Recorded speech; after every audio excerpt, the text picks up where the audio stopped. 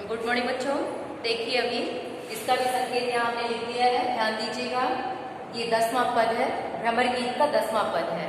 इसके पहले जो आप 9वां पद पढ़ी हैं, इसमें भी एक चीज देखिए, आपको जो काव्यगत सौंदर्य हमने बताया था कि क्या क्या लिखना होता है, उसमें आप सबसे पहले क्या लिखेंगी? भाषा।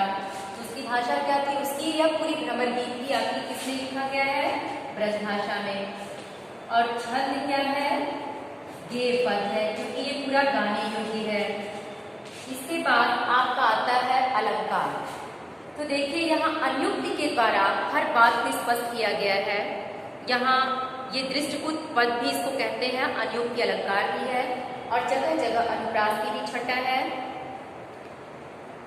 इसमें अनुप्रास भी है, कहीं कहीं रूपक भी आया है। और एक चीज और देखिए, इसमें शब्द शक्ति क्या होगी?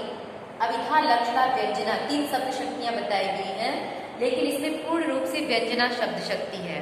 ठीक है, अभिधा, लक्षणा, व्यंजना 3 शब्द शक्तियां मैंने आपको बताया था। शायद नए बच्चे अभी इसका स्पष्टीकरण नहीं किए हैं उनके लिए, लेकिन पुराने बच्चों को बताया है। तो इसमें व्यंजना शब्द शक्ति है। अब इसमें गुण क्या होगा? देखिए, प्रसाद गुण, माधुर्य गुण, ओज गुण 3 होता है। मधुरता की तो यहाँ कोई छटा नहीं है। और ओज गुण हमेशा वही होता है जहाँ वीर रस का वर्णन हो। तो यहाँ वीर रस का ही वर्णन नहीं है, इसलिए यहाँ गुण आपका हो जाएगा प्रसाद गुण। कुछ माधुर्य की भी छटा है, लेकिन प्रसाद गुण विशेष रूप से है। तो ये आपको भाषा, छंद, गुण, शब्द शक्ति और अलंकार आपको बताया गया है। अभी आप इसको लिख लेंगे। अभी आगे देखिए, ये 10वां पद। निस्दिन बरसत नैन हमारे, सदा रहती बरसारी तू हम पर, जगते श्याम सिधारे। दृग अंजन न रहत निसी बासर, कर कपोल खैकारे। कंचु की पट सुखत नहीं कबहू, पूर्विच बहत पनारे। आंसू सलिल भई सब काया, पन्न जात रिष्टारे। सूर्यदास प्रभु यह परिखो, गोकुल काने विसारे। यहाँ देखिए, श्री कृष्ण के मथुरा चले जाने पर श्री कृष्ण के वियोग में गोपियों की व्यथा पीड़ा का वर्णन है। गोपियां पूर्ण रूप से वियोग में डूबी हुई हैं। अच्छा बच्चों, देखिए भ्रमर की पूरा वियोग श्रृंगार भी है। जो इसके पहले पद पढ़ी थी, उसमें भी अगर रस यहाँ हम नहीं लिखे हैं, रस भी आपका होगा काव्यगत सौंदर्य में।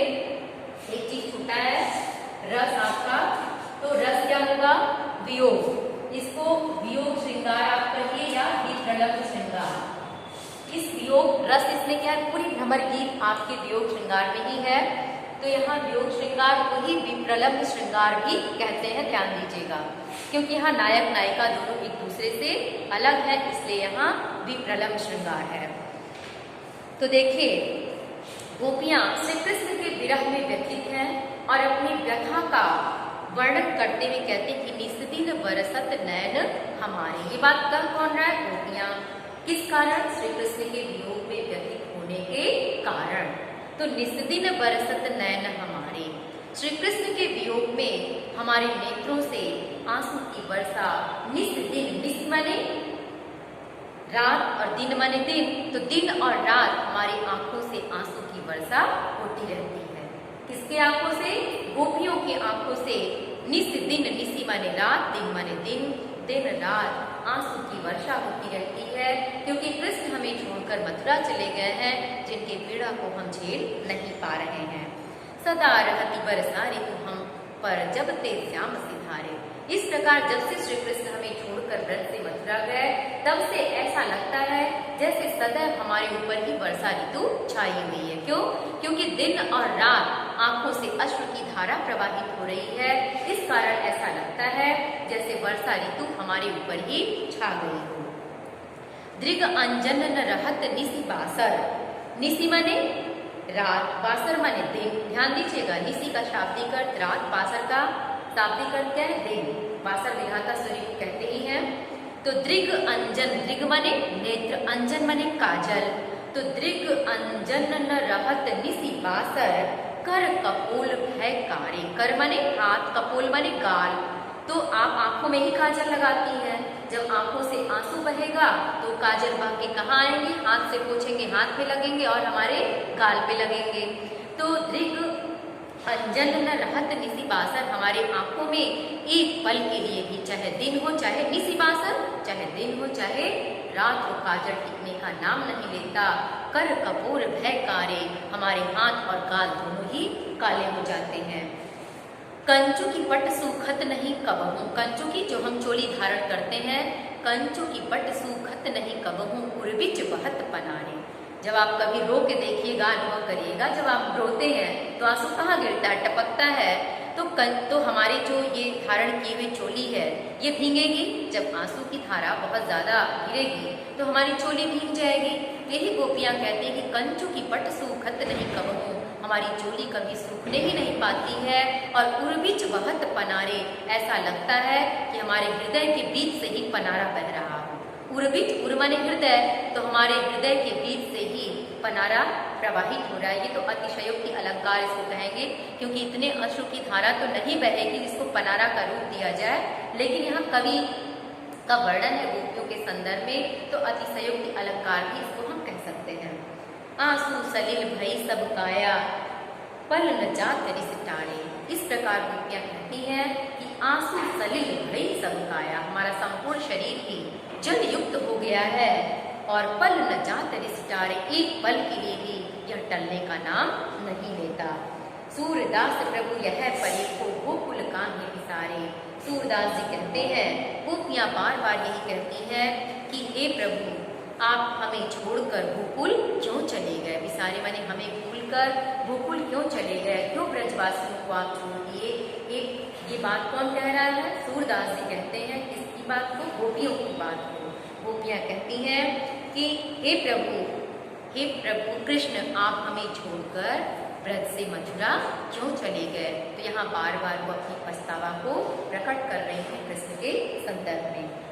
अब देखिए, यहाँ अगर ये प्रश्न पूछा जाए कि गोपियों के हाथ और गाल काले क्यों हो जाते हैं, तो गोपियों के हाथ और गाल दिन रात आंखों से गिरने वाले आंसू के कारण काले हो जाते हैं, क्योंकि आंखों में उनके जो काजल लगे हैं वो टिक नहीं पाते, वो प्रवाहित होकर के गालों और हाथों में आंसू के साथ ही आ जाते हैं। इसलिए उनके हाथ और गाल दोनों ही काले हो जाते हैं।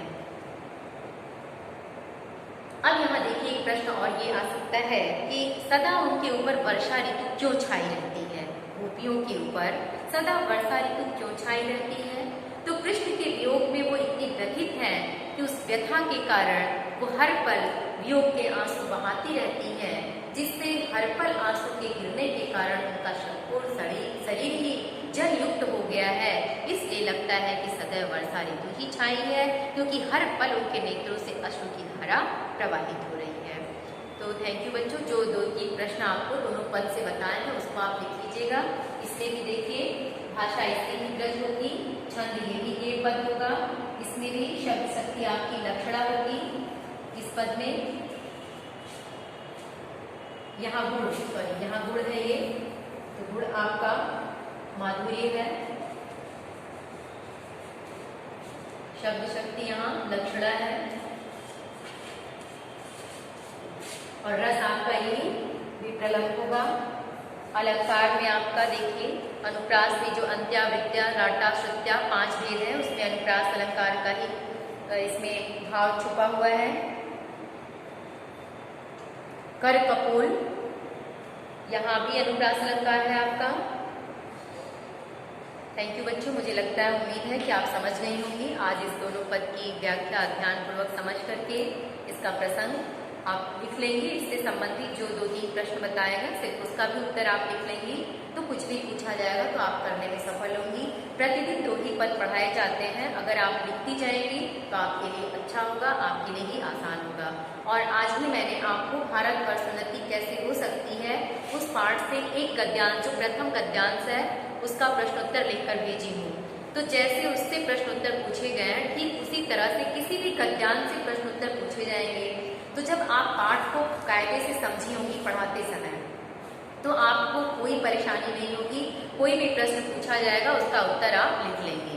और इसके पहले जो मैंने कबीरदास की पदावली पढ़ाया था बेटा, उसमें कोई बच्ची बार बार पूछती है कि पदावली का फिर से पूरी व्याख्या भेजिए। तो व्याख्या लिख के छोटे बच्चों की तरह भेजना संभव नहीं है, क्योंकि एक पद की व्याख्या कम से कम लिखेंगे अगर कायदे से तो दो पेज हो जाएगा। तो आप व्याख्या को वीडियो के द्वारा सुनिए, समझिए, क्योंकि व्याख्या पूरी आपको लिखने को नहीं आती। एक लाइन या 2 लाइन का कुछ भी रेखांकित अंश देगा जिसकी व्याख्या करनी होगी। इसीलिए आपको कहते हैं कि कविता का भाव समझ लीजिए और उससे संबंधित जो 1-2 प्रश्न बताए जाते हैं उसके उत्तर लिख लीजिए। जब कविता का भाव समझेंगी तो किसी भी रेखांकित अंश की व्याख्या, किसी भी प्रश्न का उत्तर आप लिखने में सफल होंगे।